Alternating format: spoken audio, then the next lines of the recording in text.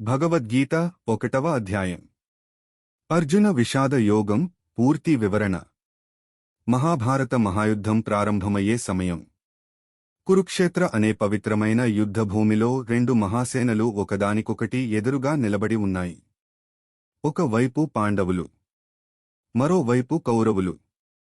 ఈ యుద్ధం కేవలం రాజ్యం కోసం మాత్రమే కాదు, ధర్మం మరియు అధర్మం మధ్య జరుగుతున్న మహాసంగ్రామం. కౌరవుల రాజు ధృతరాష్ట్రుడు అంధుడు కావడంతో యుద్ధభూమిలో జరుగుతున్న సంఘటనలను చూడలేడు. అందుకే అతను తన మంత్రి సంజయుడిని అడుగుతాడు, కురుక్షేత్రంలో యుద్ధానికి సిద్ధమైన నా కుమారులు మరియు పాండవులు ఏమి చేస్తున్నారు అని. సంజయుడు తన దివ్యదృష్టి ద్వారా యుద్ధభూమిలో జరుగుతున్న ప్రతి విషయాన్ని చూసి వివరించడం ప్రారంభిస్తాడు. అప్పుడు కౌరవుల పక్షాన ఉన్న దుర్యోధనుడు పాండవుల సేనను చూసి తన గురువు ద్రోణాచార్యుని దగ్గరకు వెళ్లి మాట్లాడుతాడు.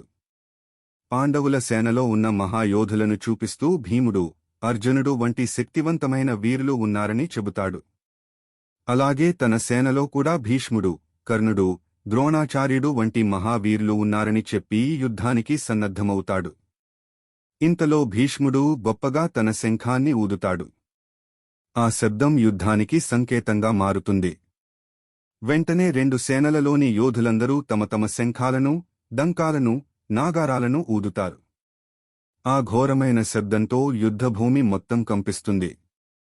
ఈ సమయంలో పాండవుల మహావీరుడు అర్జునుడు తన రథసారథి అయిన శ్రీకృష్ణుని అడుగుతాడు, నా రథాన్ని రెండు సేనల మధ్యలో నిలపండి. నేను ఎవరితో యుద్ధం చేయాల్సి వస్తుందో చూడాలి అని. అప్పుడు శ్రీకృష్ణుడు అర్జునుని రథాన్ని రెండు సేనల మధ్యలో తీసుకెళ్లి భీష్ముడు మరియు ద్రోణాచార్యుడు ఉన్న ప్రదేశంలో నిలిపి చూపిస్తాడు. అర్జునుడు తన ఎదుట ఉన్న యోధులను చూసి ఆశ్చర్యానికి గురవుతాడు.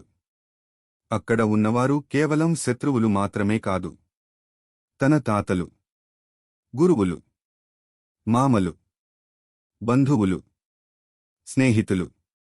వారిని చూసిన వెంటనే అర్జునుని హృదయం దుఃఖంతో నిండిపోతుంది. తన చేతులతోనే తన గురువులను మరియు బంధువులను చంపడం తనకు ఎలా సాధ్యమవుతుందో అని అతను ఆలోచించసాగుతాడు. అర్జునుడు చెబుతాడు, ఈ యుద్ధంలో గెలిచినా నాకు ఆనందం ఉండదు. ఎందుకంటే నా బంధువులు లేకుండా వచ్చిన రాజ్యం నాకు అవసరం లేదు. అతను ఇంకా చెబుతాడు, కుటుంబ సభ్యులు నశిస్తే కుటుంబ ధర్మం కూడా నశిస్తుంది. ధర్మం నశిస్తే సమాజంలో అధర్మం పెరుగుతుంది. సమాజంలోని నీతి, సంప్రదాయాలు మరియు విలువలు క్రమంగా నశిస్తాయి. ఈ విధంగా యుద్ధం వల్ల సమాజం మొత్తం దెబ్బతింటుందని అర్జునుడు భావిస్తాడు. ఈ ఆలోచనల వల్ల అర్జునుని మనసు పూర్తిగా బలహీనపడుతుంది. అతని చేతులు కంపించసాగుతాయి. అతని నోరు ఎండిపోతుంది. తన గాంధీవం అనే ధనుస్సు చేతిలోనుంచి జారిపోతుంది. అర్జునుడు యుద్ధం చేయడానికి పూర్తిగా నిరాకరిస్తాడు. ఇలాంటి యుద్ధంలో పాల్గొనడం కన్నా నేను ఆయుధాలు లేకుండా ఉండడం మంచిది అని అంటాడు. చివరికి అర్జునుడు రథంలో కూర్చుని తీవ్ర విచారంలో మునిగిపోతాడు.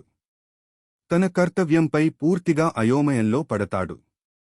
ఈ సమయంలో అర్జునుడు శ్రీకృష్ణుని ఆశ్రయించి ఇలా చెబుతాడు, నేను మీ శిష్యుడిని. నాకు ఏది ధర్మమో దయచేసి చెప్పండి. ఇక్కడ నుంచే భగవద్గీత యొక్క మహత్తరమైన ఉపదేశం ప్రారంభమవుతుంది. అర్జునుని విషాదం కారణంగా ప్రపంచానికి శాశ్వతమైన ఆధ్యాత్మిక జ్ఞానం లభించింది. అందుకే ఈ అధ్యాయాన్ని అర్జున విషాద యోగం అని పిలుస్తారు.